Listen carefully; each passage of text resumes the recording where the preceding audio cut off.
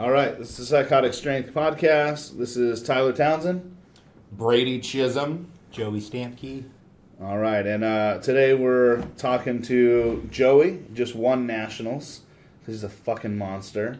And then Brady just competed at Static Monsters. Because I'm a static monster. Yeah. Yeah. He does not move a lot, but he's still a big guy. Oh, dude. I'm playing it. Yep. It's good, though. Yeah, so we'll kind of get into that. I got a couple questions for Joey, just kind of see how, like, prep goes and all that other shit for nationals. I know we talked a little bit about it, but I don't feel like we got enough into it. Yeah, whatever you want to know. Cool. Yeah, well, let's do gym updates real quick. I'll start. I always have everybody else start, but I've been starting recently. So I'm doing good. I'm fucking lifting pretty consistent. I'm teaching this strongman class, powerlifting class, whatever it is at Forge Strength and Fitness, and it's teaching me a lot about myself and how to train others, and it's given me a lot of insight into, like, there's like 10 different ways that people are going to do 10 different fucking things, right? So I have to figure out what they're doing wrong and how to fix it so that they're not hurting themselves and that kind of shit. So it's been a lot of fun. I'm getting consistent, like, I'd say like around 10 people in my class on these fucking days. Yeah, it's quite a bit, which makes it a little... I wanted to work out with them during the class so they could have somebody to be like... So I'm having a real hard time with mindset in this class because they're just like, oh, well, I deadlift like 300 pounds. And I'm like, that's not great. You know, like, if you really want to compete, if you really want to do all this stuff, you need to push yourself. And so, like, I can't make you lift, right? Like, I can't, like, I'm like, do 70%. Oh, well, that felt really easy. So did it feel like 70% of what you should be doing? Like, if you banged out a set of 70%, a set at 80%, and a set at 90%, and you just banged out that 90%, you're probably not where you should be. Like, fucking up the weight, like, let's go, you know? So it's a little difficult to try and be patient. And People at different age groups, right? Yeah. Very. So 15 to fucking, like, 40. Do you have at least one person that's committed? I want to say 3 people that really want to compete. That's a win. And those 3 people especially, one was a chick, and she's already pretty strong for the gym, right? So she's got a lot of fucking potential to be getting a lot stronger, but she just is, again, having this mindset where she hasn't seen somebody, like, squat 600 pounds. Mm-hmm. So to her, it just seems so unattainable. Yeah, she doesn't know it can be done. Right. So, but yeah, given the size of my classes, me working out with them is it would make me more nervous. I want to make sure these people aren't getting hurt, right? So, there's another guy, Taylor, that is fucking, he's driving now from Woodland to come to the class because he wants to compete so badly. He's pulling already around, like, 485, squatting around 400. But he was working it out at, like, Snap. Mm-hmm. So he's like, yeah, I can hit 400 pounds on my squat. He's like, that's the max I'll go, but I hit it for, like, 8. I'm like, well, that's obviously not your max. He's like, yeah, but, like, nobody's there strong enough to fucking spot me. Well, I'm not doing a fucking squat, like a max squat, without someone to spot me. That's for damn sure. So I get it. Good point, yeah. But, yeah, he's pretty fucking strong. And then there's a dude, Rich, there, that older guy, probably getting close to his 50s, and but he's done quite a few, like, Highland games. So I'd love to learn and get into some of that shit, too. That'd be a lot of fun. Caber toss and the fucking stone throws, like... Yeah, dude. A lot of fun. But What's his name? Rich. Yeah, Rich of the Highland Games. Yes. I only know a couple people in town that do that. Supposedly it's popular. It's pretty popular, yeah. I mean, you gotta have a kilt and shit, which I don't have, but yeah. I'll just wear someone's skirt. You gotta meet the criteria first. Yeah. I guess. But yeah, so I'm getting bigger slowly. I realized how fucking well I can do pull-ups still, which is pretty nuts to me because I saw that. Yeah, I'm like, that's cool, dude. 270 pounds, and I'm still yanking them up like nobody's business. Yep. So, my workout plan. I didn't know this, but like when I work out, I have my set shit to do. Right? I'm not sitting there like I don't overthink it. So we're in class, and I do 3 sets of 10 on each grip. Overhand, underhand, and neutral grip. Mm-hmm. And they're like, so 90 pull-ups? I'm like, no, like just the And I'm like counting. I'm like, holy shit! Like, yeah, we do 90 fucking pull-ups. Yeah, sorry, but like, but that'll get you fucking strong. Like, it works, dude. 90 pull-ups. I was like, god damn. So, right now, I'm trying to show them how to do pull-ups without a band. And a lot of these people come from CrossFit, so they're like trying to kip. They're using this band like way too fucking much. I don't like the band. I would prefer someone getting halfway up on a pull-up and continuously trying and failing than using a band. And that takes away from you having to use your core to be stable. Because the band holds you in. Because you can pull on it and it'll keep you straight. And so it was like, I'm like trying to get these people. So even one of the guys, the way I learned how to do pull-ups, the pull-up bar was way too fucking high. I had to like run and jump and grab it. And I would just pull. Like I'd get an inch or two when I first started, and I would just do 3 sets of 10. And then eventually I got a little higher, a little higher, a little higher, a little higher. And then I'm doing pull-ups. Right? You know what I did today? So I did, you said you had to run and jump to grab the pull-up bar. So I was doing some dead hangs, right? It was tough though because my feet were on the ground. So you're just calling me short. That was all this was about. I see. That hurt my feelings. Uh-huh. I just That's thought all I'd right. let you know. No, you're good. You're good. Yeah. It's okay. I'm still a lot stronger than you are, so it's not a big deal. And That's I took okay. like 12 months off. Yeah. So I can get stronger, you can't get taller. that's a very good point.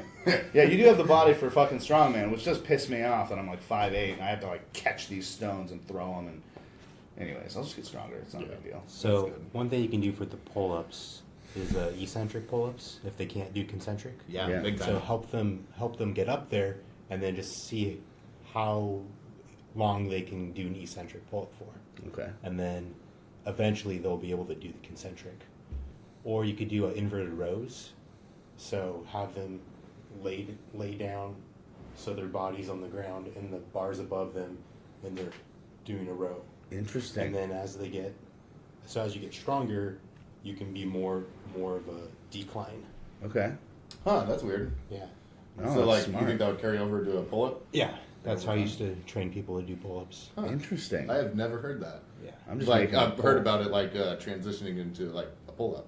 Yeah, so it's still you work a lot of the same muscle groups, and it's still body weight exercise. So Right. eventually you'll work your way up to be able to do your body weight. That's dope. Interesting. Oh, that's really good. I'll have them start trying to do that because it's pretty tough to like even to have the mentality to be able to pull until you get all the way up there is a bitch already because you're just constantly failing. You know what I mean?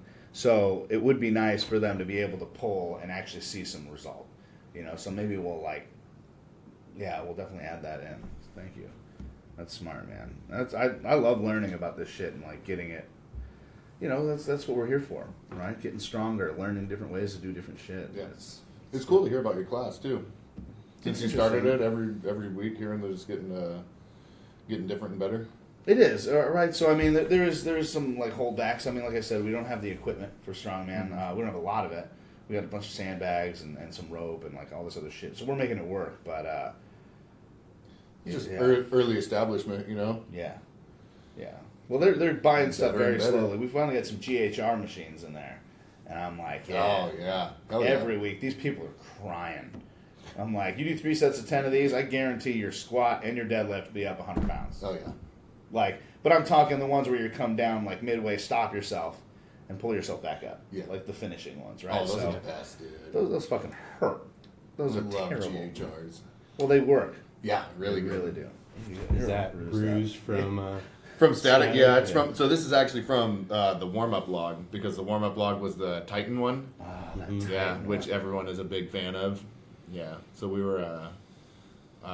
Should I just get into a gym update? Yeah, go ahead. Yeah. Okay. So I'll get to the log thing, but gym update.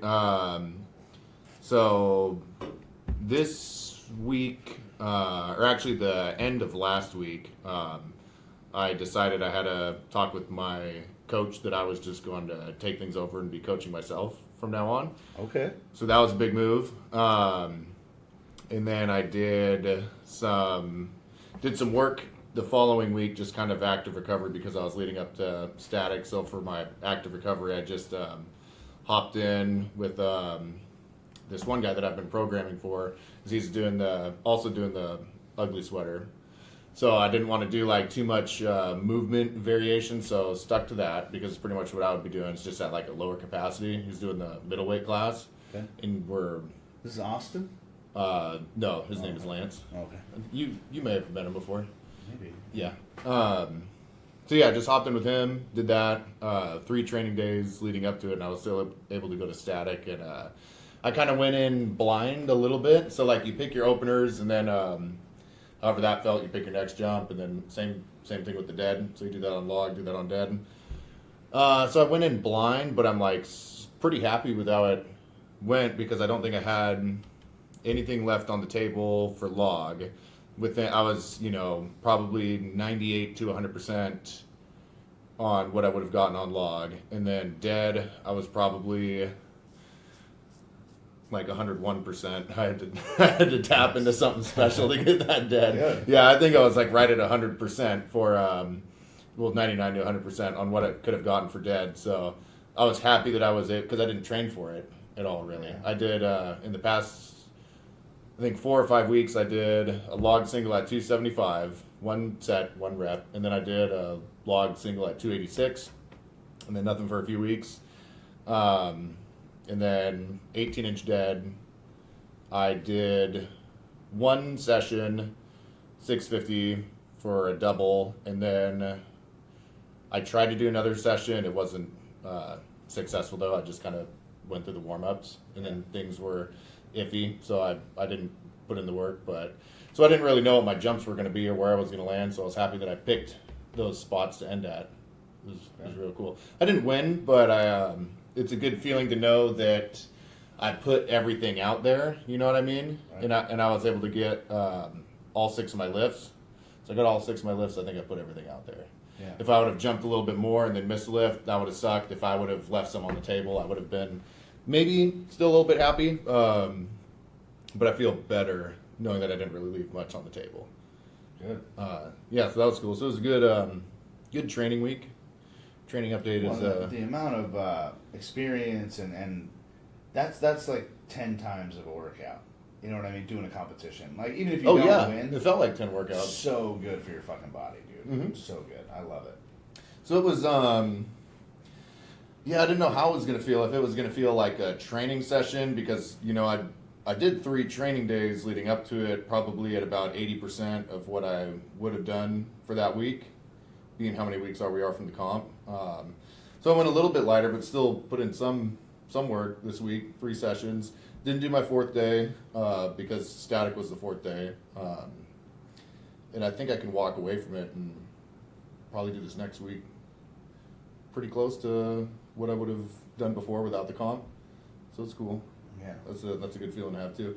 I'm probably going to do the same thing that I did last week. I'm going to work in with Lance, just because it's the same movement variations, just at a little bit lower output. You know what I mean? Yeah. He's doing middleweight, so the weights are pretty comparable. Just maybe like 10% less on most of it. Yeah, about 10%. Yeah. So I'm going to do that, and then I'm going to hop back into my more specific training. Cool to work out with someone, though. Yeah. Like, those 3 days, like, we were doing everything the same. Like, the same weights, the same movements, just going back and forth on sets. It was cool. He got a lot out of it, and then I think I got a lot out of it, too. Yeah, it's a lot of fun working out with somebody, you know. I mean, you can push each other, and I love it. Yeah, big time. What I was doing before, I wasn't, couldn't train with anybody. I was doing a lot of really weird. They were supposed to be like technique adaptations, but it's would transfer over into techniques that I would never use in the sport. So it wasn't really conducive to what I was doing. What do you mean? Like, what do you mean? Like, how does it not going to carry over? What were you doing that was not carrying over? So I was doing a lot of like behind the neck stuff and thrusters, and I was doing sort of like the mobility was incorporated into my like working sets. So I was being trained like, and no offense to either of these, but it is 2 different ways to train. So I was being trained as if I was a female or like a lightweight or middleweight athlete that relies more on technique than they do strength. You know what I mean? Yeah. And I'm a lot better at being strong than I am. Like they do that because they rely on the technique more than their like brute strength to move the weights in the implements, and I don't need to rely on the technique as much for moving the implements in the weight. You know what I mean? Not all the middleweights in women. Some of them can get through it, but like I'm not going to be doing split jerks. I'm not going to be doing any like hippie stuff when it comes to loading or things like that. So I wasn't really carrying over into what I was, how I would lift in competition. Right. So I was being trained in a way that wasn't really going to work for me. It was a cool talk with my coach though. He totally understood. He actually said like, this is he's like, I support this. This is probably better. I think you're going to do better without my help.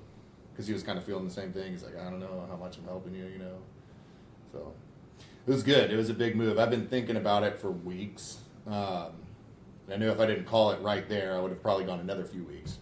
You know what I mean? And I was starting to leave the gym with a bad attitude, like every day.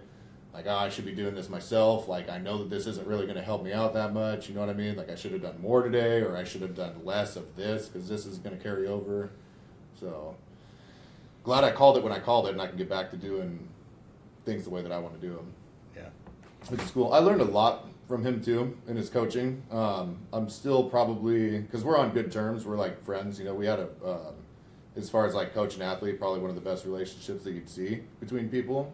So we're still going to stay in touch, and if I need help, I'm not scared to reach out, and he won't shy away from helping me.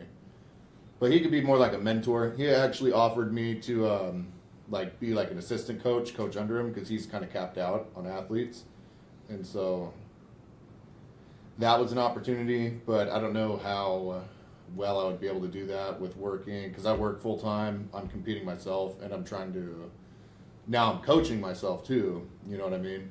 And then there's a handful of people that I want to be coaching, like locally, that I can meet with in person. Right now it's just the one, and it's just programming. You know what I mean? So I don't know like what people would consider like full coaching for an athlete.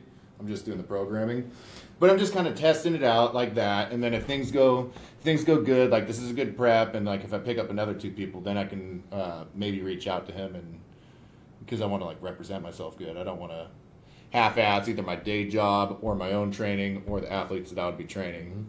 Yeah, because if I was, if I can't handle this trial run that I'm doing right now, I'm definitely not going to pick up more. And if I can handle it, I'm going to slowly probably ease into that. Because one of them is going to let up one way or the other. Yeah, you don't want the quality of coaching to go down.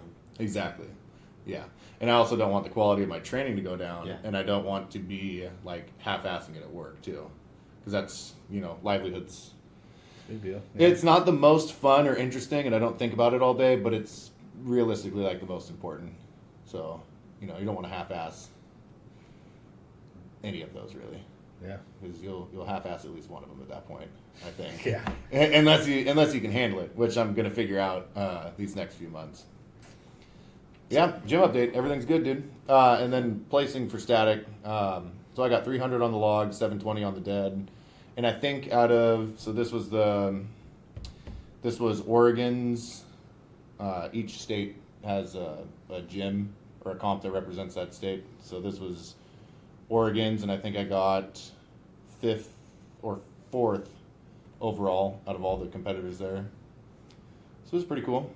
For going into it pretty much cold and not knowing what my jumps were going to be, I was happy with it. Good. Yep. Sounds like you did a good job. Yeah, it was cool, man. A couple of PRs. Good. Yep. That was good. Yep. Yeah. And then they'll post the worldwide standings, and you'll see how you place worldwide. Correct. Yep. Yeah, that's what I was telling other people too, and people keep asking how I place, and it's like, well, this is just the one local comp, but this is a worldwide event. That's crazy.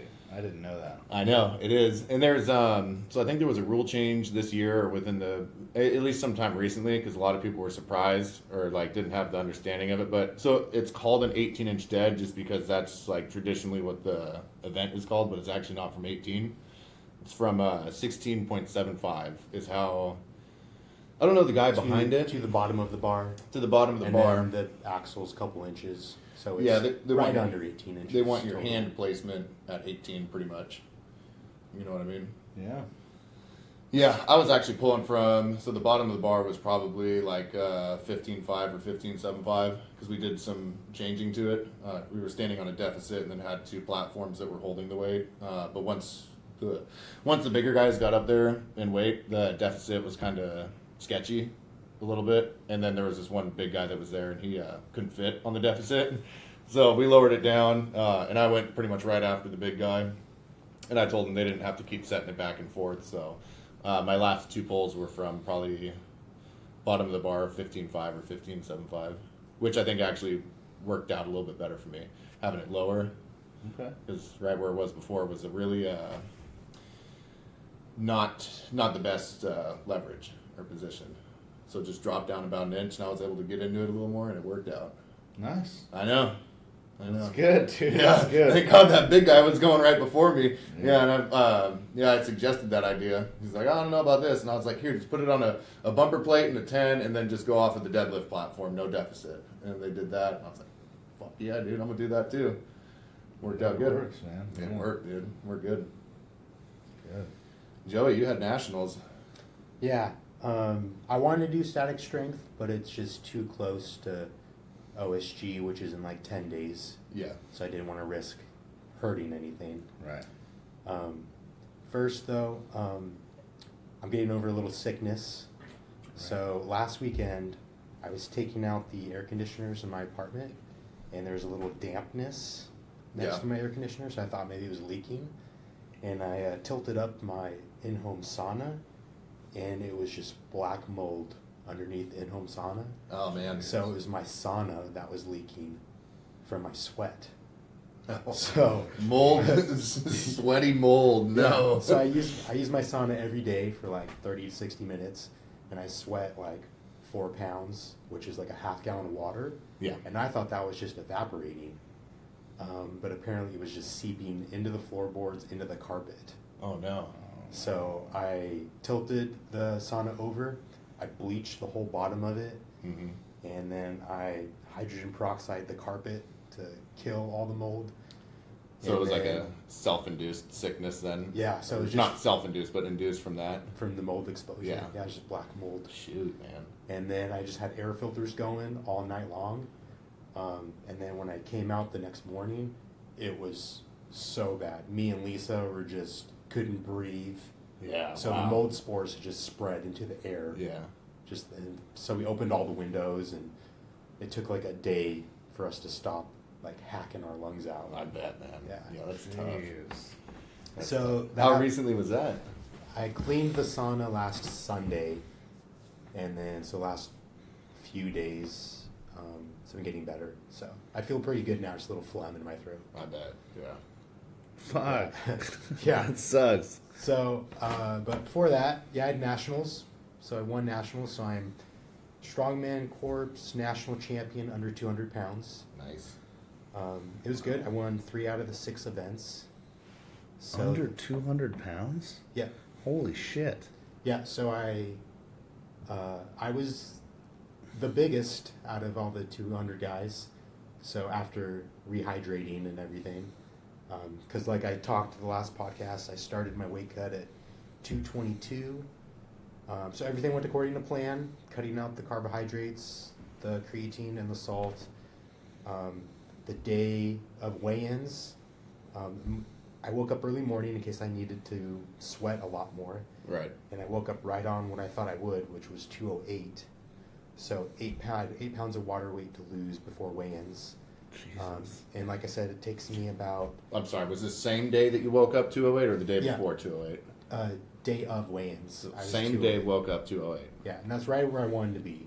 Because I know it takes me an hour to lose 4 pounds of water. Right. So I would just have to sweat for 2 hours to make weight. Jesus. Nice, man. So that's what I did. I went down to the sauna, or not the sauna, the hot tub, and I just hot tubbed for intervals of like 20 minutes, and then jumped in the cold pool to cool off, and then back to the hot tub. And then 2 hours later, I was, I think I weighed in 198.6. Wow. Nice, dude. Yeah. So Hell it was- yeah. It's good. And then Immediately after weighing in, the first thing that's most important is get your fluid back. You don't want to have just pure water because I'm already low in electrolytes. So I need to replenish electrolytes as well. So the water has sodium, potassium, calcium, magnesium, all your main electrolytes. So I drink 25 ounces of water every hour. I have it all written down. Did you I record incorporate everything. those? Did you incorporate those into your water, or did you take did you supplement them all at one time? So my sodium is from pink Himalayan salt, Okay. and my potassium is from So salt goes into the water, of course, right? yeah. So my sodium is pink salt and Gatorade, and potassium is Gatorade and cranberry juice, and magnesium is I get a little bit from cranberry juice, a little bit pink salt, and I also take a multivitamin. Right. And then my carbs come from the Gatorade and the cranberry juice, and then I do amino acids and creatine. So I make a gallon of this, and so a gallon is 1,000 calories, 209 carbs, 61 grams of protein, and only residual fat. So I drink that. Yeah, 25 ounces every water. Nice, dude. So, and I drink 2 gallons of that the day after weighing in. So, a gallon's 8 pounds. That's 16 pounds of just my rehydration mix. Jesus. So like I said, Were you weighing yourself periodically as you were going back up? I Or just- do you think that would mess with you, so you just kind of saw what you're at maybe the next day or something? yeah, I weigh just AM and PM. So I have my weights right here. So I woke up 208.8 that morning, and then after getting down to 200, I got back up to 217.6 when I went to bed. 217.6. Yeah. That's a lot. And then Right? Going from 198? Yeah. Fuck. Well, that's. I mean, you went down 10 pounds and then up 18. Yep. Shit. How did so did you feel a little bit, stressed? Did that, induce a little bit, not like a mental fatigue-ish type of stress or anything like that, but did you feel your body do you feel fluffy, a little bit? No, it was actually my best weight cut yet. You felt The less good then. stressful. Nice. So actually, this is the first time I waited to the day of weigh-ins to sweat. I usually sweat the day before, Right. and I go to bed knowing I already made weight. But the last 2 competitions, I haven't been able to sleep at night because I'm just so dehydrated. Yeah, I yeah. already have super high cortisol. So you did this all in between a sleep cycle. Well, I went to bed early, Mm-hmm. so I got the full 8 hours of sleep. Got up at 5 a.m. And then the hot tub opened at 6, so I hot tubbed from 6 to 8. And then Damn. weighed in, I think it was 9 a.m. Nice, dude. Yeah. Okay. You So- fucking nailed it, man. So yeah, that day of weigh-ins, I was 208.8. And then the next morning, I woke up at 214.6, the day of competition. The first day of competition. And then the second day of competition, I woke up at 216.2. And then after that, I'm back up to my normal 220s. What time did the competition start? It started early for the women. The men didn't start until the PM. Did So you I watch? actually Did you had- watch the women at all? I did. Were you? So you were in the building?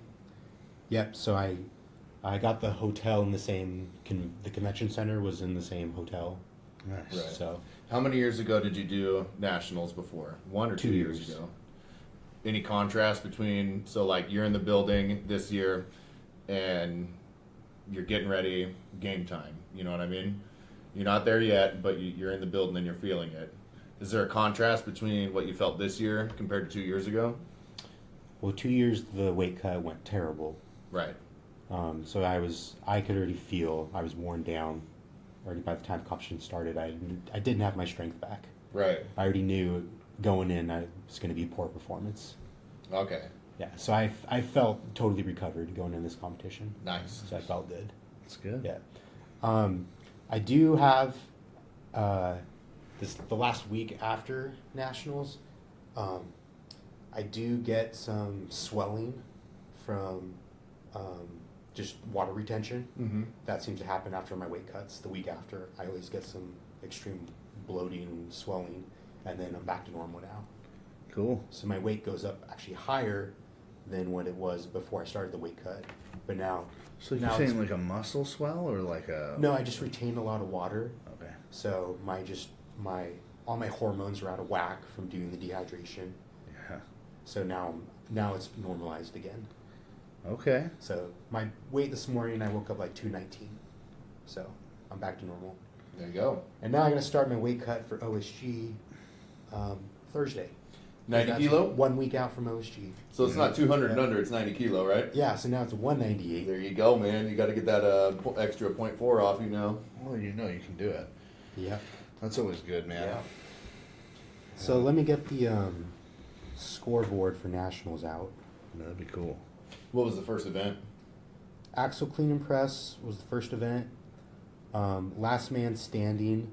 You get unlimited attempts. That's cool, man. So King of the hill style. for my class, the weight started at 220 pounds, and then they increased.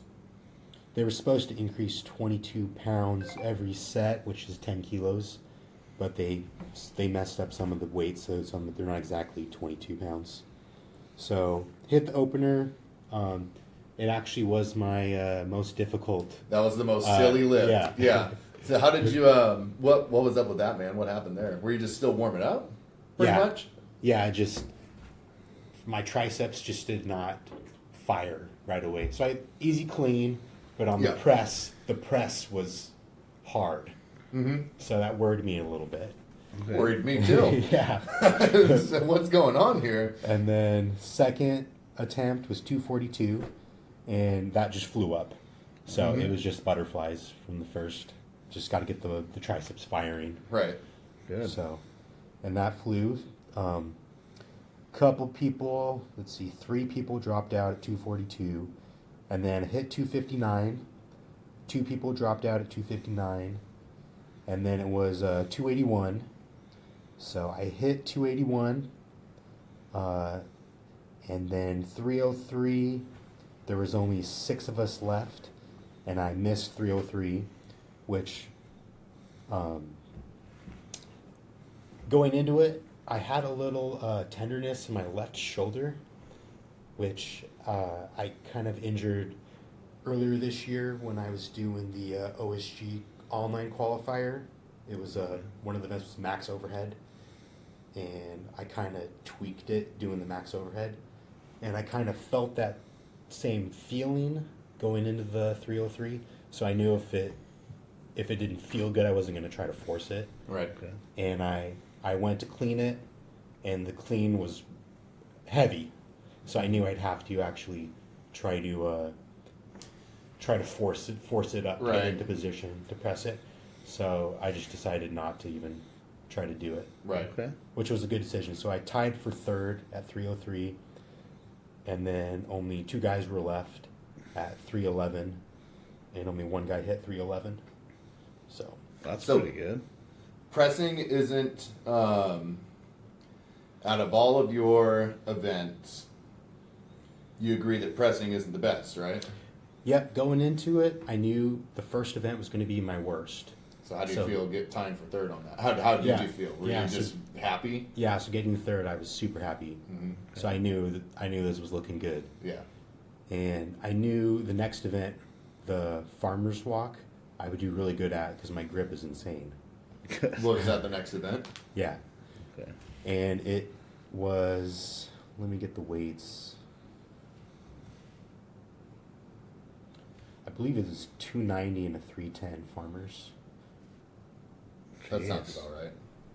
So you go 40 feet down, 40 feet back with 290, then 40 feet down, 40 feet back with 310, and then it's just as fast as you can do it wins. Nice. So 160 feet in total, right? Yep.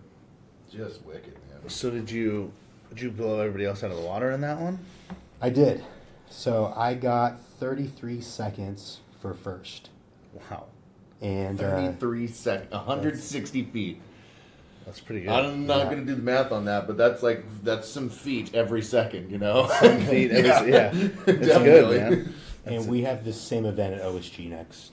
Okay. In 10 days. Same, like pretty much the same setup? 20 pounds heavier per hand. But 40 down, back, 40 down, back? It's going to be 50 down, 50 back, Wow. and then heavier 50 feet. So it's going to be 150 feet Okay. total. So 10 feet less total, but I think I like that. 20 more pounds per hand. Yeah. So Yeah, I do like that as well. I mean, that sometimes that regrip when you drop and turn, you know, sometimes they're fucking off and you got to like turn to fix it, or like I just hate the up. You know what I mean? That first up and you try and run, sometimes you get a little overzealous and you're digging them in or whatever the fuck, like. And then I've also I have a callus here still from I tore a fucking callus all the way down this finger from a farmer's carry at that was it Oregon's Strongest Man or whatever the fuck? Yeah, we did. Feats of Strength. did one there as well. Oh god, man, I remember that shit. That hurt. Yeah, so I file my calluses before every competition. Yeah. So I'll shave them down so there's nothing to get caught and get torn off. This is a rookie mistake. That's good, man. Yeah. You know the thing about that farmers where it's the setup that you had. I like how you bring it down, right? And then sometimes you'll have to run back to another implement, right? Mm-hmm. And then you can kind of get like a little mental break. You know, you can choose your own pace going back. This though, you set it down and it's like, I got to pick this. I can't take another step. I got to pick this up right away and bring it back. You know what I mean? Yeah, I wasn't the It's fastest on actually going down. There were some guys that went faster than me going down, but my transitions are really fast. Yeah. I just, without hesitant, I just pick it right back up and go. Yep. Where some guys, they would, re-chalk or they straighten the handles. Right. You just grip it, rip it. And so, did you do like a lot of isometric farmers hold? Because I think Nope. that would carry over pretty good. The only thing I did training for this was the fat grip kabuki trap bar carries. Okay. So I was actually doing less weight. Using the big handle? The big rolling handles. Nice, man. Yeah. Big rolling ones, huh? Yeah, so you just Rolling, make it. yeah. I make my training harder than the competitions, Mhm. so the Right. competition's easy. I think that's where I. So at the Rainier, they had it was with a yoke, but it was kind of a similar setup where every other pass, I guess if you want to call it that or whatever, or run down. So you do the farmers, and then initially you would run back and grab the yoke, but you bring the yoke back, and then you set it down, and boom, there's farmers right there. And I think that's where a lot of people kind of drop the ball, is they were taking too long. You know, they get out from under the yoke, they'll move around a little, re-chalk Yeah. and stuff sometimes, and take some, like almost 10 seconds to pick up the other implement and get going. Yeah. And I think because I'm not a fast yoke walker, and then sometimes I walk my farmers like a thumb, you know, like I'm. Thumb? Yeah, I'm kind of like, I don't know, not like a thumb. I don't know. I'm just, I'm not like quick with them. I'm definitely not slow, but I think I did pretty good in that because I just did just average pace. But I set the farmers down and I just walked right to the yoke and picked it up and kept going with it. Right. And you just don't stop. you Well, know? I know that, And then like, that's kind of how Joey walked away with it. the picks for me are always like I do the same thing you do. Just grip it and rip it. I don't give a fuck. Like I've ran a yoke on the top of my fucking spine once, and it was just because I picked it wrong. But I'm like, fuck it, Yep. right? Just Like I go. mean, here we Yeah. go, dude. If And you- like I could feel my spine wavering just because it was placed wrong. And I'm like, God damn it! But you get it down, man. You just gotta fucking do it sometimes. And these people, I learned that probably like a couple years in. That just like stop thinking about it. Just fucking do it, dude. Because like this is it. You get one shot.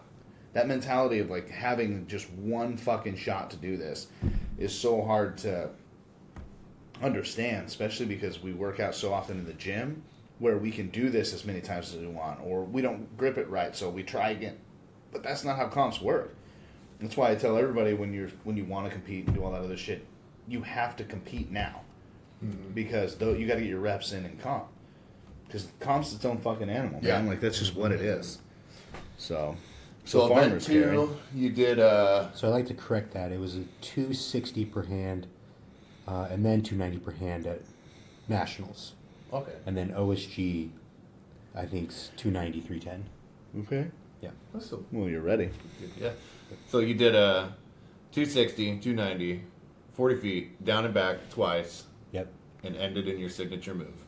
Yeah, And and, just then blew it out of the water. I Supermaned at Yep. the end, took out the barrier. Just dove over it. Yeah. That Well, was it's cool, funny man. because they always like tell you try not to do that kind of shit, but like I don't think I've ever seen someone get called on it for like doing it, and it's not even like on purpose. Your body is like fucking shutting down by the end of that Well, shit. I I'm purp- starting to think you're doing it on purpose now. I was purposefully going faster than I could control because I thought someone was right next to me, but it was a judge. Whatever works, dude. Yeah. You're like, hell no. Yeah. I planned on, going all out at the end, and I didn't need to. Well, and that's also judging your surroundings, right? Like Yeah. because if you can Superman it where you were at, but I remember fucking feats of strength, you're just hitting dirt, Yeah. and that shit ain't going anywhere. Like that sucks. Right, yeah. So These were really nice. Actually, they made them for the competition, and they had rubber bottoms on them, so they could not slide. So there's no slide penalties, which was nice. okay, But at the end, when you dropped them, all the force stopped, and so I kept going. Right. Yeah. Yeah. oh shit, Yeah, so I banged That's up fine. my shins a little bit. that's hot. Yeah. Yeah. What was so was that end of day 1, or did you have one more event? So there was 6 events, 3 events day 1, 3 events day 2. So there's one more We event, got one more on day 1. which was What was it like? sandbag carry to sled drag. So I did not watch the women do this because I went to go warm up. Right. But apparently the floor was super slick, and a lot of women weren't able to move the sled Really? because the floor was so slick. They were just falling on their butts. Oh, I see what you mean. So not like the sled wasn't sliding easy. You mean like their feet were getting out Yeah. from under them. Yeah. Okay. No traction. So a lot of the guys were just taking their shoes off and doing it barefoot. I saw that. I was wondering. Interesting. So in the warm up area, I tried it with my shoes, and hell, they just slid also. Really? So I'm Okay. like, oh, I have wrestling shoes. So The, I just gotta- the A6 were sliding? yeah, my Asics. Oh, no. So I just wiped them off, and then oh yeah, my traction's all back. So I thought I'd be good for competition. But when it was my turn to go, all the middleweights did barefoot except me, and I wiped my feet off before going, but I lost traction as well. But, Okay. So this was actually my worst event because of my shoes.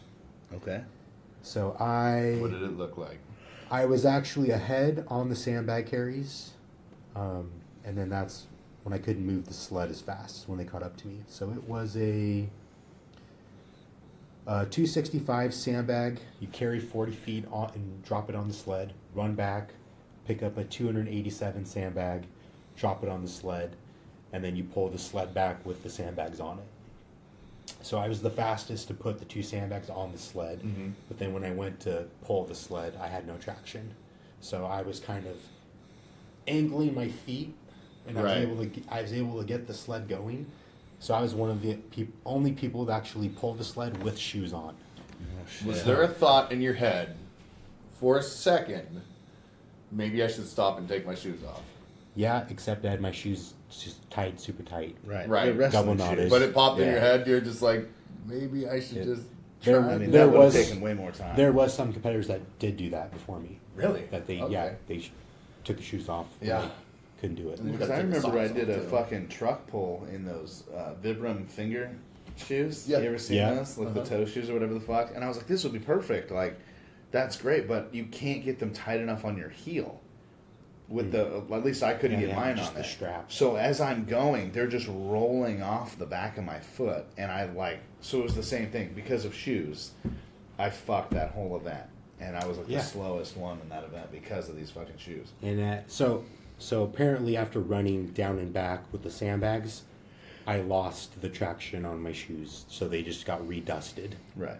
So earlier this year at Oregon Strongest Man, the floor was super slick, and a lot of guys were doing the truck push barefoot. And same thing, I wiped my shoes off and I was good to go.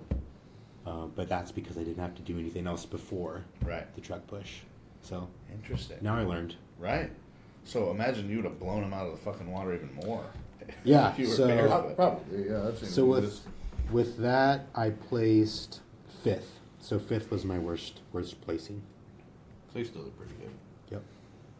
So we got a third, a first, and a fifth. What's the scoring on that? So 1 bag, 1 point, 2 bags, 2 point, and then distance measured after that, and then with completion, it's time. Yeah, looks like it was just distance. Distance if you didn't finish it, and then time if you Did you finished all of finish? it. So yeah, I did finish. Okay, Yeah. cool. So I still had a good time even with losing traction. That's crazy. So I finished 5th for 43 seconds, and first did it in 34 seconds. Question for you, Joe. You wear those Asics for everything? I do. I wear those Nike Inflicts for like everything, and I think it's good. Like, did you have shin splints at first when you were using them?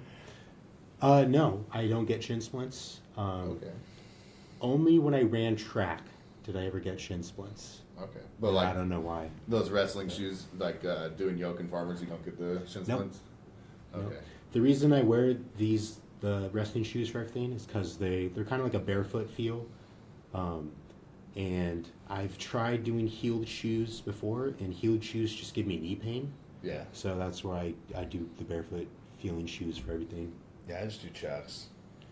Yeah. I know it sounds crazy, but like I've just been doing it for Chucks. so long. Yeah, I'll do chucks with anything I'm moving. Yeah. And then if I'm static, I'm in socks.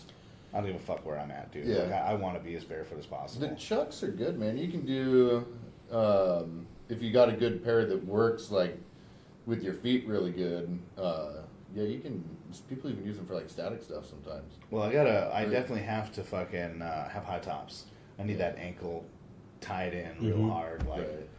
Yeah, so anytime I do a pull or whatever, I actually, it was Josh Hatfield was the one who was like, you need to be using hiking boots for these fucking pulls, at least for like truck pull and shit like that if they're outside. Yeah. But what is your thought on that? I've tried the boots, but I like the rock climbing shoes better. Okay. You didn't wear the Asics for the truck pull, We didn't have a truck pull. like at the Rainier last time you pulled a heavy truck. I did no, so I did wear rock climbing shoes for the truck pull. I wore my Inflicts for that. Yeah, it worked out really well too. I was worried. I didn't know what was going to happen. I was like, I might like blow out a calf, or I might start slipping, or whatever. But I tested it with my trainers, like my Reeboks, and it was not working out super well. And they're not high tops either, Right.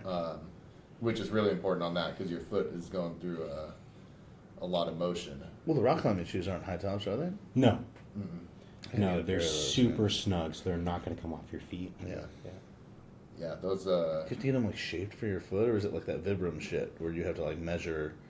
I'd recommend going and getting them try them on, and they're actually going to be uncomfortably tight. Is good. Okay. Right. Yeah. I've tried the Vibrams, Yeah. but I just don't like the feeling between my toes. Yeah. A little bit too much. Yeah. Yeah. I feel like I like it just because I feel like I'm barefoot, but like I have some pad on the bottom of my feet. Mhm. I don't like all the looks. Mm-hmm. Like everybody's looking at me, like everybody's looking at my feet, and like I don't like that much attention. You know what I mean? I really don't. I know I'm kind of an attention-seeking guy, but like, You don't like the attention? no, it's weird because everybody's looking at you like, what the fuck are those? And I'm What's like, wrong with your toes, dude? I wore those in like I went to El Salvador, and I'm wearing them around down there. Like you're lucky to get some Nikes down there, but I'm walking around with these crazy ass like toe shoe things. Like they were tripping, man. Plus, you got to be careful not to wear them too much to start, because they will give you shin splints because it's like walking barefoot and your foot's Right. not used to it. Yeah. To start, I think I've gotten past that, so I can use the. Thankfully, I can use the wrestling shoes with Inflicts. I mean, like, I suggest you can use any wrestling shoes, Asics and Nike and Reebok too. Reebok makes good ones too. But yeah, Asics and Nike is what I suggest. And if you can get used to them, and if you like being barefoot and everything, take a little bit to get used to them. If you're training strongman, a lot of times you will get shin splints. I don't know if you remember before the Rainier, but we were mocking it up, and I was doing, I could barely even walk with the yoke because my shins were hurting so bad. And I had like 3 different pairs of shoes that I was trying on, and I was like, I can't fucking figure this out, dude. But yeah, after a week of resting up, it helped out, and I haven't got the shin splint since then. Good. Which is nice.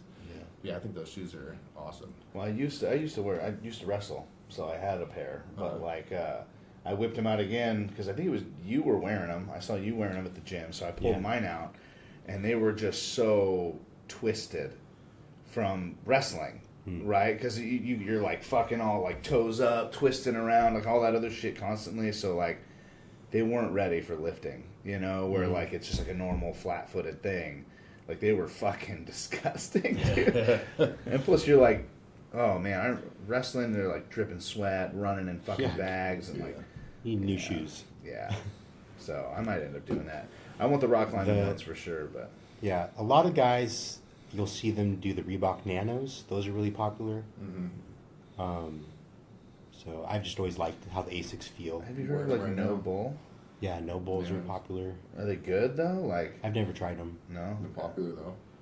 Well, I mean, everything's fucking popular for a while, right? Yeah. Like I mean, then people really try them out and see if it works or not. So I try not to go off of what's popular. I try and go off of what works. I Yeah, heard they're wide fit too. Like they make them just a wider fit. Like even when you order like regular sizes, they have a wider toe box or whatever they call it. It'd be good for corkscrewing in. Yeah. Really get some toes in there. Get some toe action, baby. Yeah. Yeah, whatever is the most comfortable shoe, I recommend doing. Yeah. So day 1's wrapped up. So day 1, I finish in 3rd place. Nice. So me and 2 other guys are just switching between 1st, 2nd, and 3rd every event. And then I just popped a fucking zit on my arm and it shot into my hand. Like, Jesus. Anyways, I'm sorry. Yes, so. First aid kit. Good. So I was saying, so Dan Zimmer, Eric Keene, and myself were switching. We were on the podium the whole competition, just switching back and forth between who had the lead. So Eric won the overhead press, Dan won the sandbag, sled drag, and I won the farmers. So day 1, Dan's has 45, Eric has 43, and I have 40 and a half. Okay. So day 2, I wake up feeling a little sore, so I go down. Hold to the on, hot if you don't tub. mind me asking, so because I want to know, man, I want this to be comprehensive. So in between, so day 1 is done, right? What did your recovery look like in between day 1 and day 2? Well, during the competition, I drink my same electrolyte mix Right. with the electrolytes and the Gatorade and the amino acids. So I drink a whole gallon of that during the competition. So no, but before comp, I have my normal food. So I make cream of rice with beef and eggs, and I ate two servings of that, and that's about 1,000 calories a meal. So I had 2,000 calories of that before the competition, of just rice, beef, and eggs, and then 1,000 calories of the electrolyte mix during the competition. So I'm at 3,000 calories already, and then after the competition, we just eat at the hotel restaurant, and I just have this like salmon, rice, and asparagus. So, and then before bed, I have another meal of my cream of rice, beef, and eggs. You think about it as so some people of the weaker mind, once they're done with day 1, did you notice that some people were maybe tapping out?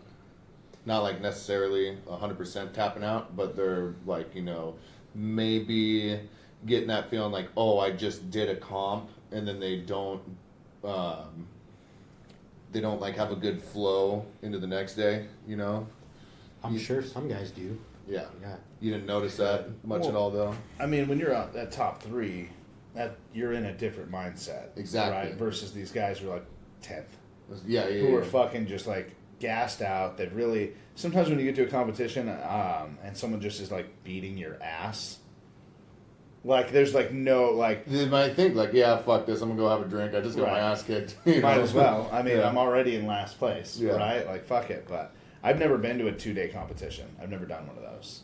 I always do the single day, whatever the fuck. But I know that feeling getting halfway through a comp and being like, I have no fucking shot. You know? I mean, I know I did a novice class once, and these 2 dudes from Grenada, I think you remember that, right? Like, they came over Feats of strength. and they did novice again.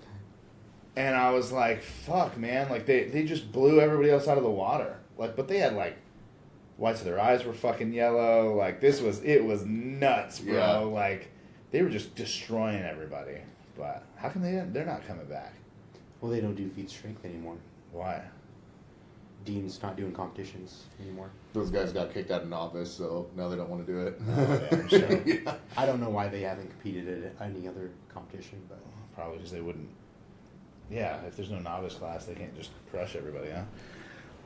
So you were able to get a nice balance of kind of simmering down, mellowing out, but you knew that the show wasn't over, right? yeah. So I just went to my normal routine, ate my easy to digest foods, went back and just watched some TV on the hotel, and just went to bed early. So I got my full 8 hours of sleep, and then got up, woke up without an alarm, and it was a little sore, so I went down and hot tubbed for like 20 minutes just to get the joints feeling good, Right. because they're a little achy. Mm-hmm. And then I went down and watched the women, and then it was time for me to go again. There you go. Same thing. I ate my two normal breakfasts. It's got a couple thousand calories in it, and then drank the same rehydration mix during the competition. Okay. Hell yeah. Wow. So first event, day 2, is the deadlift medley. So it's a farmer's deadlift, then an axle deadlift for reps. Nice. Straps on that? You can use straps. So I did no straps on the farmers, and then I strapped into the axle. Yeah.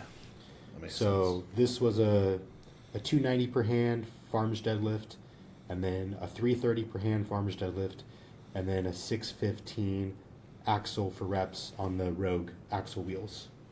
Okay.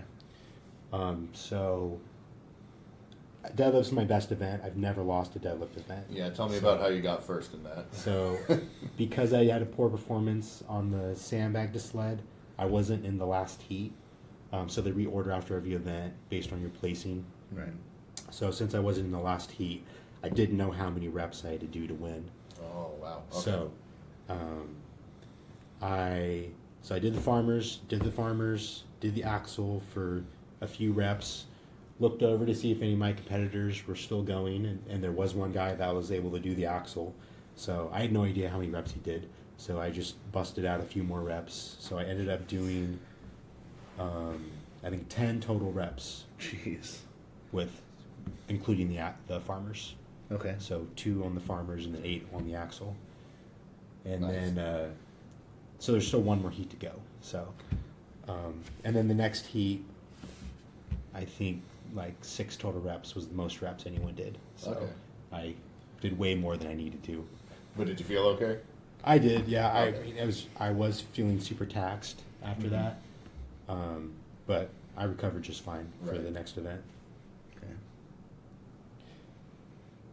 And then, which was the sandbag over shoulder. So instead of holding it on the shoulder and getting the down command, you just have to throw it over your shoulder. So they were stricter. Some judges were stricter than others on if it actually was going over your shoulder or not. Right. So, It's like a suplex, right? yeah. So there Yeah. was one guy that just suplexed all of them. That's probably how I would have did it. Okay. How was his judge feeling about that? She gave him credit for all of them except the last one. Okay. Well, Okay. lucky him. But he still won the competition as a 231. Okay. Cool. So this one, I was back in the last heat, so I knew relatively what I needed to do to win. Everyone before me failed on the fourth sandbag. So I knew if I could either do the first 3 sandbags the fastest or get the fourth, I would be in a good placing. So I rushed through the first 3, and actually the third sandbag knocked me on my ass, but the sandbag still went over my shoulder, so I still got credit for it. There you go. Nice. Nice. So Hell yeah. Did you land on the sandbag? I did. Okay, good. Yeah. So so it fell, and then I fell onto it. Good. And then the fourth sandbag. So they actually made all these sandbags the day before. So they shipped in all the sand and rubber mulch and just filled them right then. And the sand was not dry, so it was wet sand. Okay. And with wet sand, you can't fit all that sand in the bag. So they're using bigger bags to make them the correct weight. So I believe it was supposed to be a 287 bag, and it was in like a 350 sleeve. Yeah, so it's So huge. there was a lot of extra room Yeah. in it, and the bottom was sand, the top was rubber mulch. Oh no. So they did it like that? yeah, so Oh it was, my gosh. because they made them all the day Yeah, before, they didn't yeah. have time to mix everything Right. equally. So they were just trying to get everything to the correct weights. So it was the correct weight, but it was not the correct. Distributed properly whatsoever. distribution. Yeah. So no one got this sandbag because it was just so floppy and Odd, yeah. So actually, I tried doing it upside down first because I thought since the sand's the heaviest, if I just get the sand part up, it would be easy. Mm-hmm.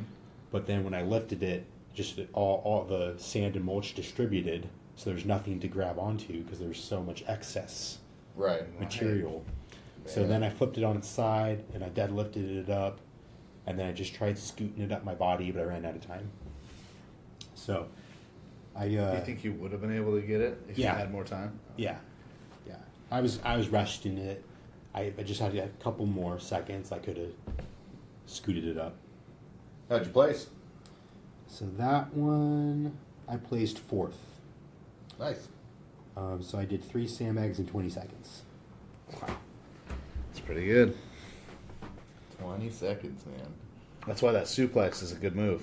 Yeah. I mean, I wrestled. That was one of my go-tos, and I'd have each one 2 seconds maybe. Just fucking wham, throw them right over. So at this point, we have one event left, and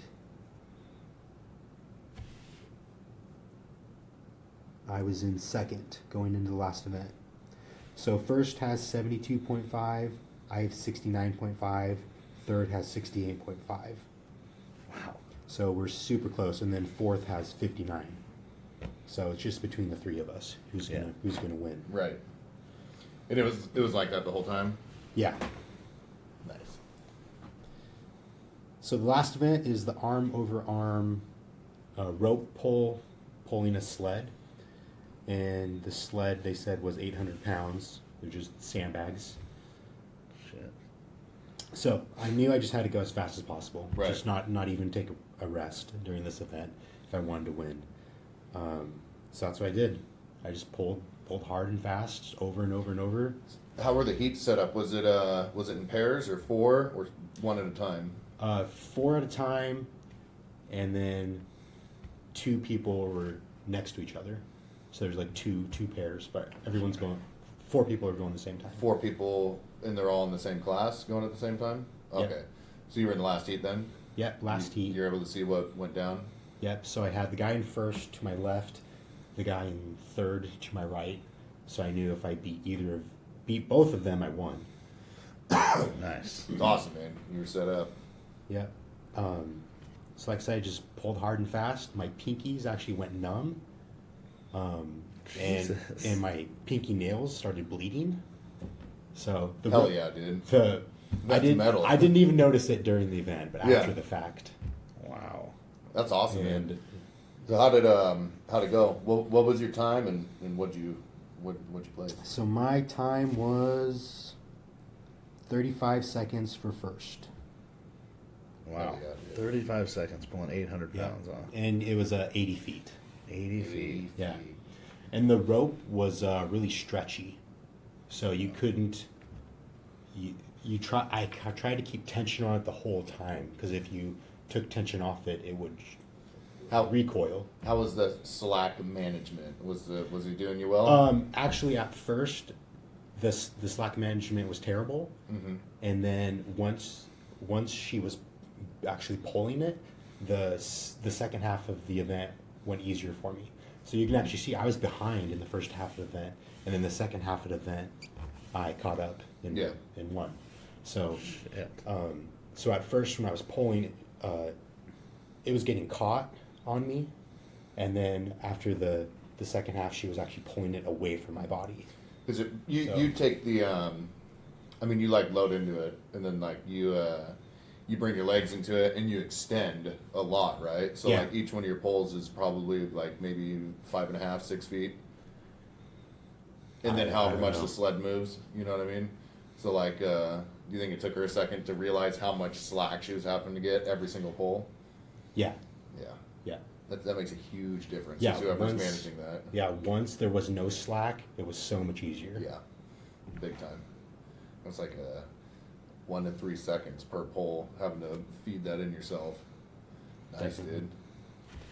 But you walked away with it. But after the last event, they did not release the scores, so no one knew what their final placing was. So we had to wait till the award ceremony to actually find out. So I had a feeling I won, but I didn't want to you know, celebrate if I didn't win. We all knew. We were celebrating. We were pre-celebrating. So I ended up finishing with 85.5 points. Second place had 77.5, and third have 75.5. So I won by 8 points. Hell yeah, dude. So yeah, it's a good win. So the next best one, what was the next best one on that poll? Well, on here it says he finished in 42 seconds, but on the video he finishes right after me. Oh, okay. So it was a lot closer than it looks on the score sheet. Okay. Yeah, he just does one more pull than I do. Nice. Hell yeah, you're just a little stronger. Yeah, my last pull slid across the blue line where his stopped before, so he had to pull one more. That sucks, man. And yeah, reloading like that takes a couple seconds. Yep. Damn. Nice, dude. So you walked in as a 200 competitor, and then you walked out as a 200 national champ. Yep. Feels good. Feels good, I bet, man. So I got a big gold medal. Medallion, baby. They did something new this year, and they gave the winners money. So all the winners got a check for $500. Cool. So that was an unexpected surprise. Yeah, that's nice. Well, I know USS is really stressing that money right now. Yeah, USS is pushing it, so now Strongman Corp has to keep up. Good. USS is pushing it. A rumor that I haven't been able to confirm through my own findings is that they're pro athletes, because they're up in their pro division a lot too.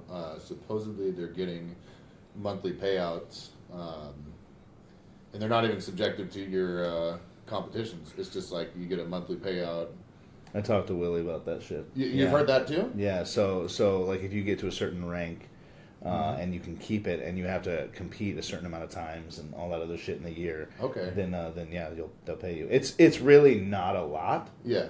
But the plan is to something every month. Right. Yeah. It's something, and the plan is, as the sport gets bigger, to make it more and more, which is fantastic, because I mean we should be able to, the amount of work and fucking money we pay to fucking be strong, man. Oh, yeah. Like we should get something back, man. But it's funny to see how big the sport is and how much effort and money we put into this fucking sport for just nothing for so long. Like really just a fucking title. Even Worlds, I mean, they're getting sponsorship later, right? But that's where their money was coming from. They're not winning like a bunch of money. I mean, they win some, right? But you got to get to Worlds to do it. Wasn't it like top 3 get like 10 grand or something like that? I think everyone gets money. Okay. So At Worlds? Mm-hmm. Shit. Like World's Strongest Man? Yeah. They just divide. Or like OSG? World's Strongest Man.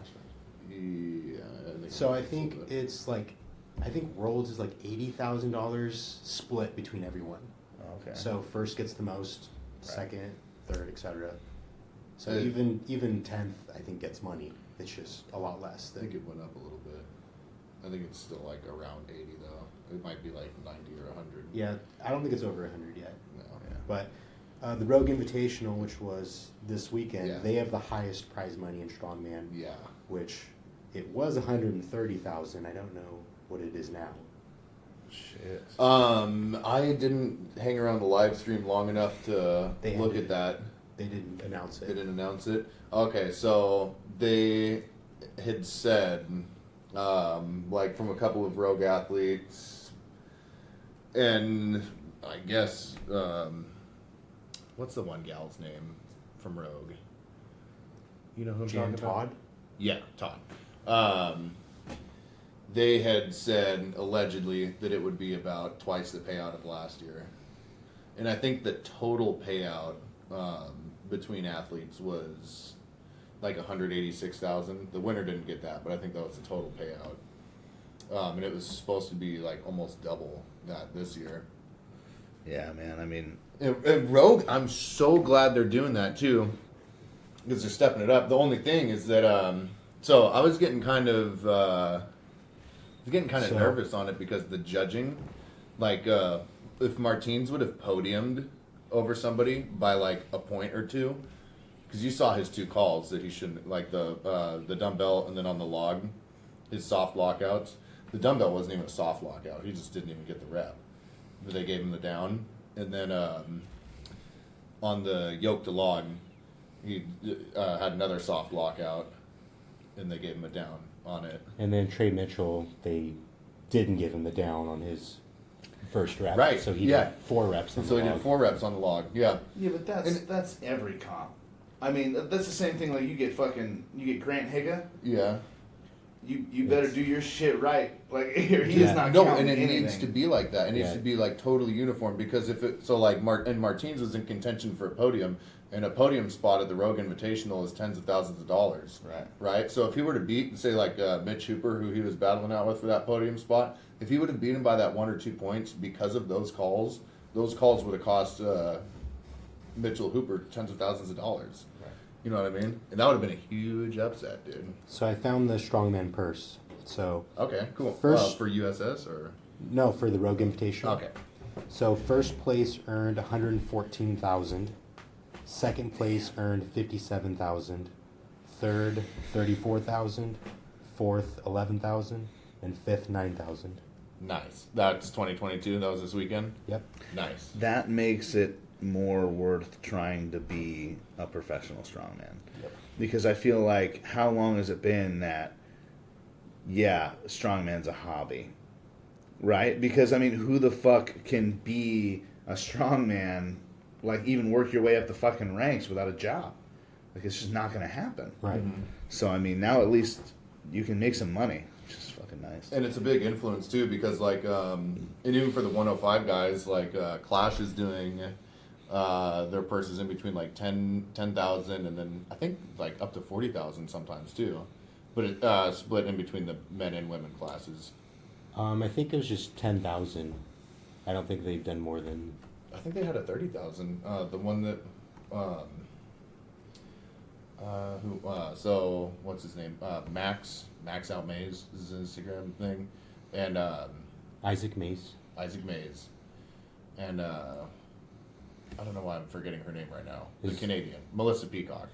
Yeah. So when they won, wasn't the purse like 30 grand? They both won, I think, $10,000 for winning. Right. Yeah. So I don't know what the total. I think it was close. It was like in between 30. But anyway, Clash is doing that. Yeah. Which is dope.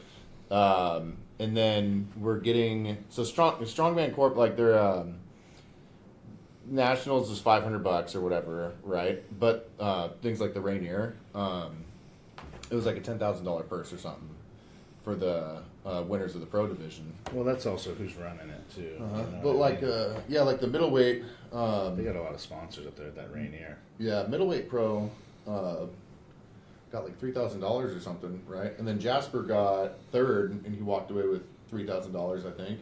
I fucking love Jasper. I Yeah. wanted to hate him so bad, but he's just such a sweetheart. I know. He is. is. I mean, like, that's He's the thing. so cool- We, he's so we cool knew, about it. We knew each other through someone else, Yeah. and so like it just wasn't. Yeah. Yeah. So then I met him, and I was like I wanted to be pissed, but it was at that competition, And I started talking to him, and he was just such a sweetheart. I'm like, fuck it. Oh, at the what was it called? Battle of Champions. Yeah. Yeah. Yeah, That's yeah. cool, That was the first time I think I had a conversation with him. Mm-hmm. I mean, we work out in the gym all the time, but we were kind of just seeing each other from across the gym. Right. But, Yeah, so for the Rainier Classic, Okay. first place was 7,000, second place was 4,000, third place 1,500. That's really cool, dude. Yeah. So these shows are starting to do it, and then USS is. Yeah, paying for like. I think in the next couple of years, one cycle. USS is going to be doing some cool shit too. Yeah. Something, man. Yeah. Somebody's got to pay for that double. Well, and it's funny too because I mean, all these sandbags and shit, dude. all these That sports adds up. events, you do got to understand. Like, well, it was the same thing. I saw this little like fucking TikTok thing, right? About women think that the WNBA should be paid as much as the NBA, right? And they're like, okay, well, what's your favorite team? Like, not a single one even knew what a fucking WNBA team is, right? Like they have no idea, and it goes based on like how much it's watched, how much the following is, all that other shit.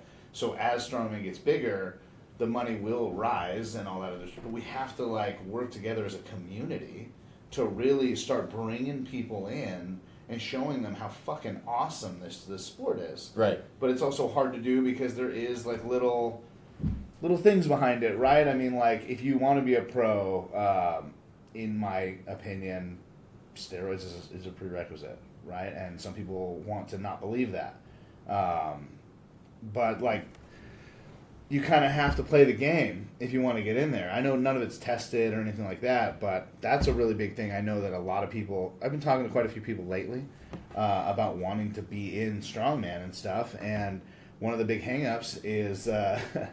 Is that well I can win natural, right? And I'm like, is it possible? Sure, but like you're at such a disadvantage that like you would have to train for 20 fucking years. This guy trains for 5 and he's at the same level as you, but he's fucking juicing, right? Like so, like would it be worth it for you to do? Because by the time you're strong enough to even be anywhere, you're a master's now, and your body's shutting down. So, Yeah, you got to know, start man. young. I think. Well, I think if a lot of these guys start young, they can maybe manage. Well, Yeah, you're right. It's in the sport, dude. I mean, think like everyone's that, doing we it. have to. We're going to start having this generational gaps, right? Whereas like MMA, right now there's fucking 3-year-olds in jiu-jitsu and kickboxing and all this other shit. Those are going to be the next champions, right? So now we're finally getting to the point where strongmen are starting 15, 16. Like Right. that's where we're at right now. That's where I feel like strongman starts. You're about 15, 16 years old Yeah. starting. I When wish we so. get to the point where men or people are training their fucking 3-year-old proper technique to get an axle bar up, right? Or like working on their grip strength and shit like that from like 3 years old, that's when we're gonna get these champions that are blowing people out of the fucking water. Yeah. Like later. Like that's gonna be Brian Shaw is gonna be such a fucking memory. You know what I mean? He's gonna be a memory of past days when people are picking up 1,000-pound fucking stones now. You know what I mean? Because they just have worked their body to that point where, like, I attribute it to archery. Back in the day, you could tell when they started digging up bodies from medieval times or times where archery was huge, you could tell if they were an archer or not. Their whole skeletal structure would change to adapt to be an archer, to pull a 300-pound fucking draw. You know what I mean? You, like... I don't think have you ever pulled a bow, like a real one? Like a recurve? Yeah, you can like it's break your hard. fingers, yeah. It's a fucking, like I have a 75-pound recurve. I'm a big fucking dude, and I can yank it, sure. But can I shoot straight? Can I hold it for like 30 seconds? No. And that's 75 pounds. These guys were pulling 150, 200-pound fucking bows, shooting these things for forever, right? So once we get to that point where the generational gaps are starting to close, where like we are getting there. I saw like some 16-year-old fucking squatting 800 fucking pounds. Yeah. God damn. Yeah, they're and, growing into it, you know. But that's also Yeah, the other they're thing like- too is like, is this kid on steroids? Yeah. If you're under 25 years old and using steroids, I think you're a fucking idiot. I think you're stupid. Like that's just not okay. lift, get strong as fuck, peak out, figure out where your limitations are, then if you need it, use it, right? That's where my points are, and use as little as possible to get what you need done. And it's just I'm nervous because I think that was the first thing that popped into my mind. Is this 16-year-old on steroids? Right. Is he? He's probably not. He's probably on SARMs. Okay, sure. That's probably what it is. But at the same time, too, is he, or does he have a guy who made it in powerlifting? Or he's on like grams of trend because kids are dumb. Okay, he's snorting it or whatever? Yeah, sure. But Yeah, what I'm saying, like- or does he have a guy who's training him, who's done this his whole fucking life, and who cuts out the bullshit, who cuts out the shit you don't have to learn? Like, so is this kid becoming like the next generation of strength? Or is he cheating? Right? That's what I want to know, and really I want to know it for the community. So there's a couple of young bucks, Sturgeon and another gentleman named Tyler Gilliland or something. So these guys are 19, and Sturge trains out of Kabuki, which is one of the best strength gyms in the nation, right? And this other guy, he trains out of Dungeon, but he has a wicked coach, Lucas Hatton. And these guys are both natty, right? And it had been brought up for like suggested use for one of these guys, and he was like, "No, I'm not going to do that." You know what I mean? Right. And that was cool, dude. Because he don't need to. He's 19 and he's fucking killing it, dude. Well, and that's the thing. I would love to see.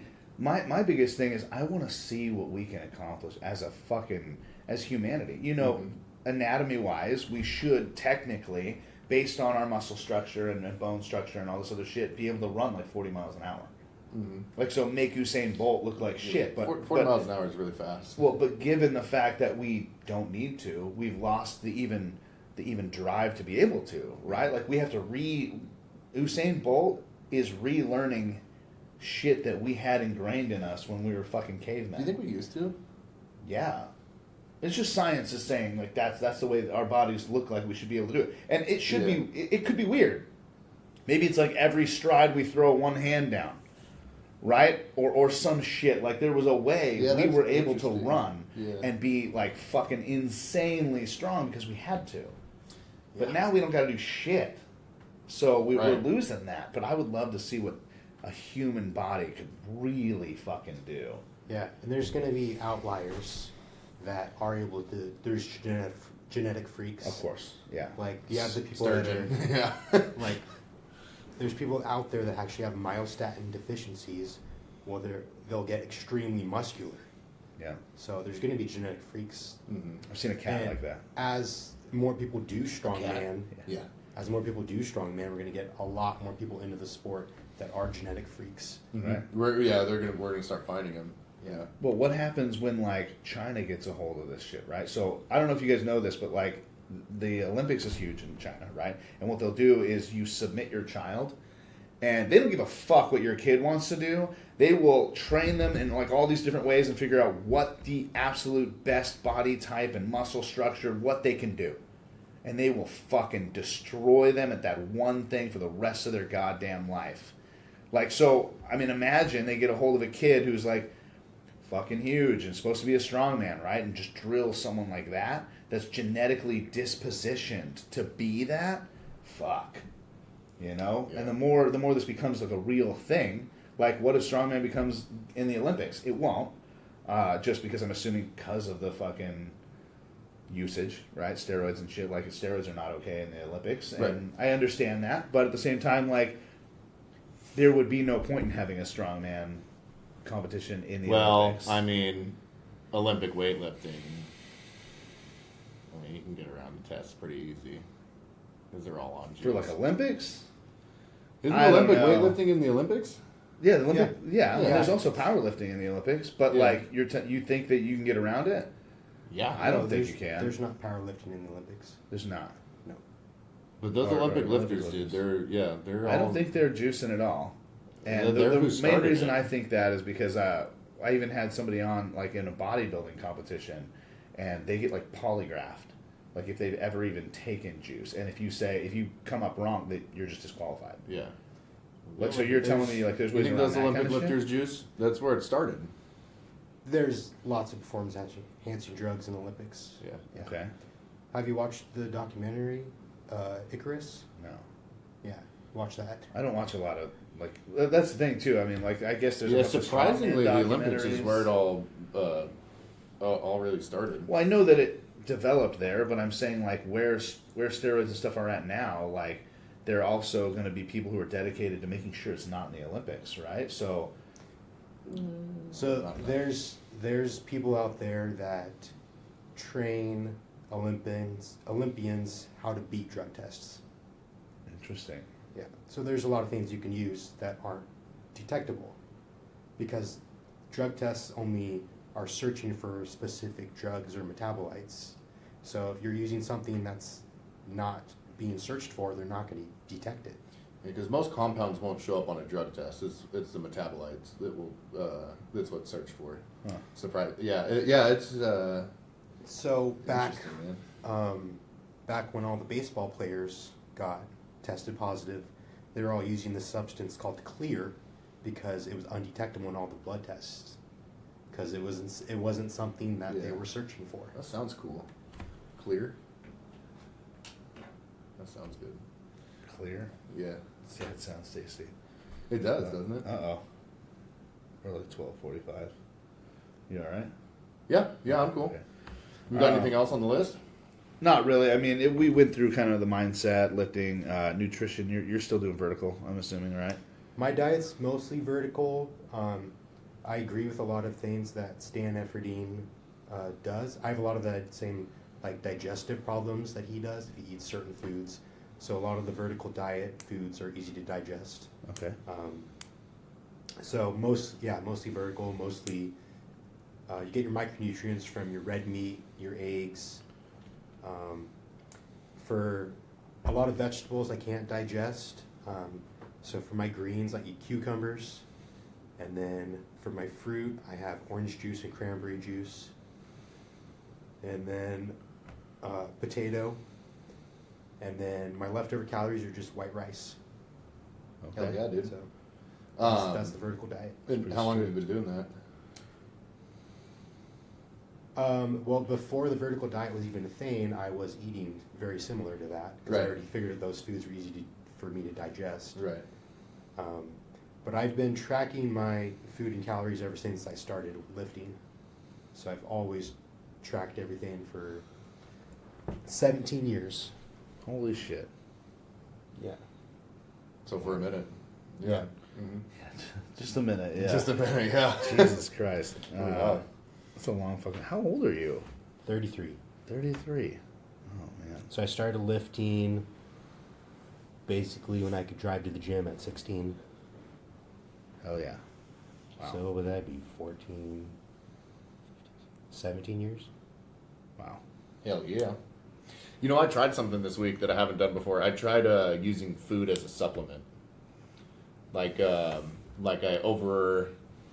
guess you could say like overcompensated for like my calories, but I used it as a supplement for recovery. Not just like normal, because I know you always want to have a diet that's based around your recovery, right? But I tried like pretty much overeating for about 6 days. And I became like really blobby and bloated, and I gained, I think, 14 and a half pounds in 6 days, right? Wow. Yeah, but because I was doing that going up into static because, I wasn't happy with how my strength was, and maybe I wasn't feeling like super recovered, but I kind of was like, I know I should be stronger than how I am now. I'm going to try and do something like really dramatic to get there. So I did. I was eating like that. Like I was eating like a box of waffles in the morning. I was doing like a shit ton of McDoubles. Probably like 400 grams of protein, like 1,000 grams carbs, fat. I don't even know. It's probably off of the scale, and then I don't know what my total calories were, but Dirty bulking. Yeah, like really dirty. But like, so it was pretty much just like my normal diet, but I would throw like a bunch of stuff in the middle, to where like, I would eat until I was stuffed, and then I wouldn't wait until I was hungry again. I would just wait until You weren't I about to was, throw up. yeah, well, yeah. So I would pretty much eat until I was gonna throw up. Like I felt like I was, about to get sick after every meal, and then by the time that I wasn't feeling sick, I would eat again. Yeah. Wouldn't wait until I was hungry, because after that first meal, I could go all day without being hungry. Right. Because I'd usually start with in between 2,000 and 3,000 calories on that first meal. But I tried that out, and that's obviously not sustainable. You'll probably die at a really young age if you keep doing that. But I did try that out, because that's like old school. Like a lot of people do that. Yeah. You know what I mean? I did that. Yeah, yeah. And I competed against Josh Hatfield. It was the strongest I've ever been in my life. Mm-hmm. And I dirty bulked the fuck out of everything. Like I was getting 8,000 to 10,000 calories a day, but like I was eating as much as everyone at the table. And I would eat until I was about to puke, and then I would do that. Just as soon as I didn't feel like the food's right here, It's like time it to just go again. moved down. Yep. I was like, okay, I could fit more, Yep, and I would just exactly. eat. Yep. And then I was filling in the holes with protein shakes. Yeah. Yeah. So I was still having my protein shakes. I was still doing. Nasty. Yeah, dude. Fuck, it was so bad. Yeah, I was still having like I was still having chicken. I was still having like my fish. Still doing the rice. I was still everything was about the same. I would supplement with more. Oh no, I did nasty. Nasty, I was nasty, everything. I was in California, Yeah. like 2 weeks before my competition. So this was my last week to really put some shit on. I got up to 320 pounds, and I was 300. I cruise about 270. So that's how much fucking Wow. You got up how much there. food I was eating, Yeah. like 8,000 to 10,000 calories a day, and it was nasty because like I would only get to 8,000 the next day because I had 10,000 that first day, and I was already ready to throw up still when I woke up. And we went into In-N-Out, and it was me, my wife, my kids, my aunt and her kids, and her husband. And I had 4 double doubles, 3 rounds of fries, 2 shakes, and I was still done before everybody else was, because at that point you're just fucking shoving food down your gullet, and it took Right. me probably about a month and a half to even be able to eat that much food, because you have to like stretch your fucking stomach out Yeah. to fit food in there, and I'm just walking around like a fucking troll all day. Like we went to Disneyland, and but at that point too, I'm hungry all Right. day because Okay. I've been shoving my face for fucking months now. So we're at Disneyland, and she's like, "Let's go back to the car." And she was being not cheap but frugal, and so we drove her RV there, and she's got a kitchen, all that other shit. So we had food in there. I'm like, I can't wait. And so I spent probably $150 to get food in Disneyland, and I was like burgers and chicken Yeah. strips, and I'm like just walking around the whole time eating food. No, I had like, fun. It was a fun week for Yeah. sure. It was cool. Carne asada fries and everything, and nasty. all that stuff. Yeah, man, it was nice. But Not sustainable though. I'm definitely. Yeah, you eat. As soon as you're done eating, you gotta go take a shit because you're so full. Okay, dude. So this whole week I've been constantly full and constantly having to take a shit. Like Yeah. I could probably shit on command. Yeah. Like if someone was holding a gun to my head and they're like, "You have to take a shit in the next 5 seconds, or else I'm gonna blow your brains out," I'd be like, "No problem." Like, Easy. easy, All day. dude. Yeah, exactly. I felt like however much I put in was how much was coming out every Yeah. time, and I was shoving that shit in. Yeah. I did that Surprisingly, eating. like my digestion was really good too. Yeah. Well, Yeah. like your whole intestines are full all the way down. You know what I mean? Like after like a month of that shit, I did it for 3 months, and I just ate as much as I could all day, every single day. And again, I've never been stronger, but I've also never felt like shit like that. But yeah, dude, I felt like I was gonna die. I think a little bit. Yeah. Like I was My starting heart to feel like my pulse in my eyelids and stuff. Oh, that's Yeah, it was weird. My blood pressure from all the bloat was like really high. Like I blew some capillaries on my around my chest and then up on like my cheeks and face a little bit too from the pulls yesterday. Yeah, it was cool though. It did its job. I think. I'm sure that's what did it. Is all that food. I'm being serious. I really think that's what did it. Well, that's It the was, thing. I mean, try eating 8,000 to 10,000 calories with like his diet. You know what I mean? Like it's fucking crazy. Like the amount of food you'd have to eat. yeah, so I eat 3,800 calories a day to maintain Right. right now. That's quite a bit too. Right. The most I've done day to day was 6,000 calories, but that was back in college when I was working 2 jobs and playing football. Right. So I was expending that many calories. Right. So you always just do a little more than expending, or a little less?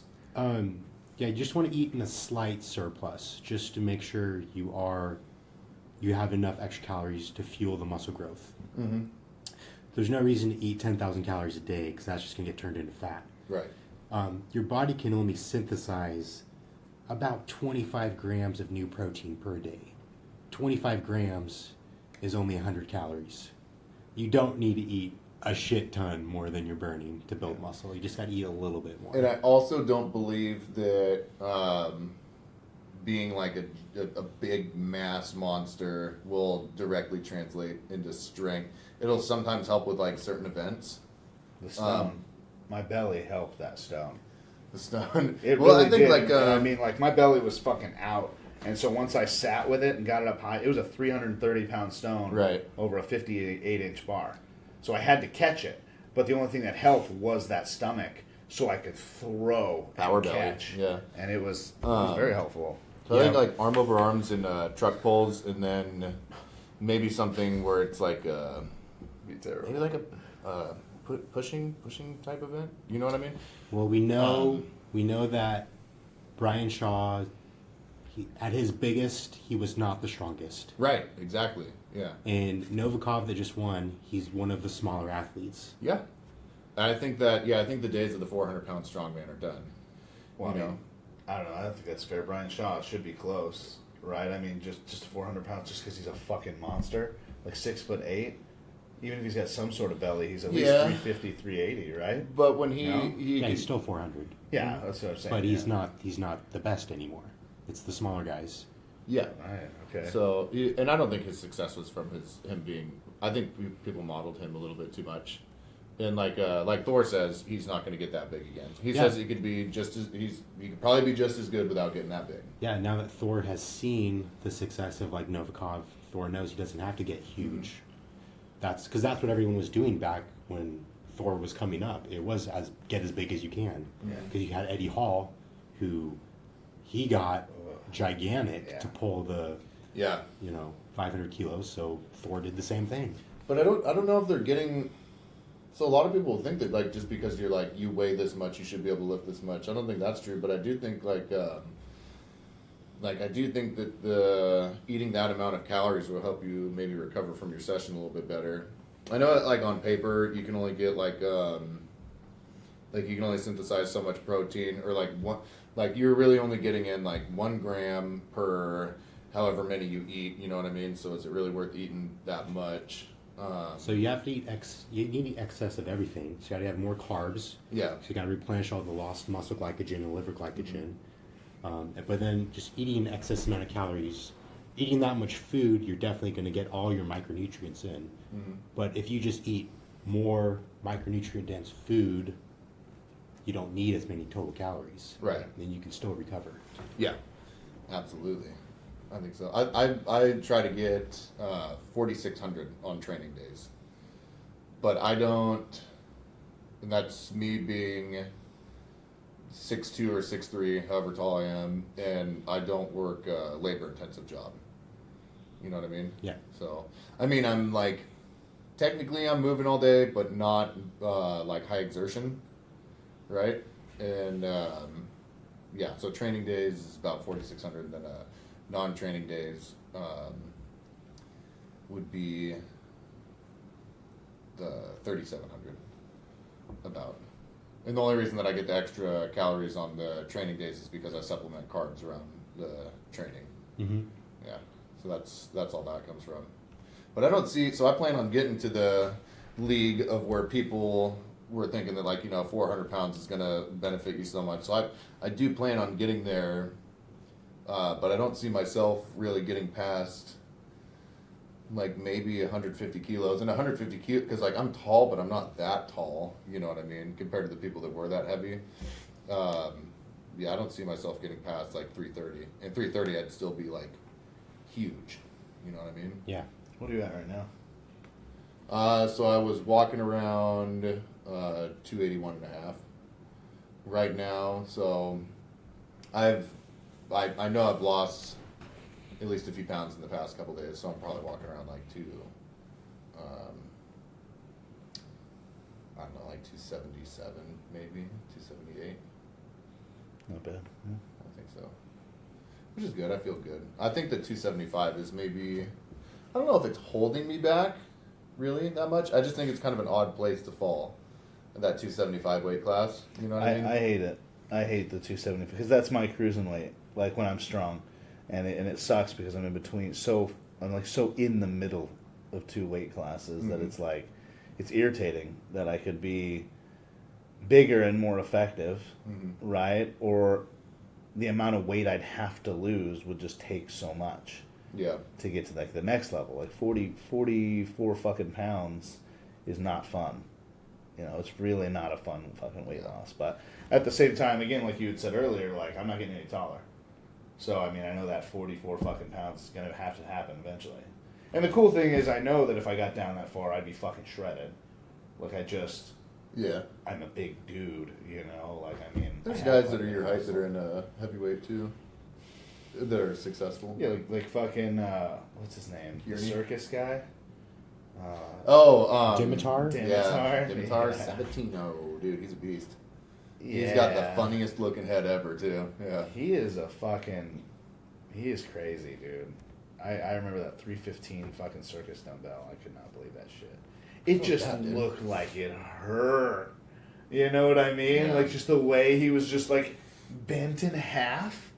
I was like, fuck, man. Like, god damn. He is a circus freak though, dude. He was. Yeah. Like that's where he grew up. It was Uh-huh. a strongman circus. Like getting run over and shit. Hit with cannonballs. Like, fuck, man. Getting hit with cannonballs. Yeah. Yeah. So Let's bring that back. Dimitar's 5'10", 325. Great. So I'm still shorter than he is. Fuck. Yeah, it don't matter though. I'm not worried. I'm just gonna get stronger. It's not a big deal. I'll just fucking one hand. I'll shock put these fucking stones over this bar. I don't give a shit. I mean, yeah. I mean, you can manage, dude. You just gotta load it higher up on your chest for the stones. No, that's not how that works. Lower on the so, chest? well, no. I mean, like when you get into that, like it was when I went against Josh, the 58-inch bar. You gotta understand that's eye level for me. It doesn't matter how fucking high it is on my chest. I have to catch it and press over this fucking thing. Like it's like.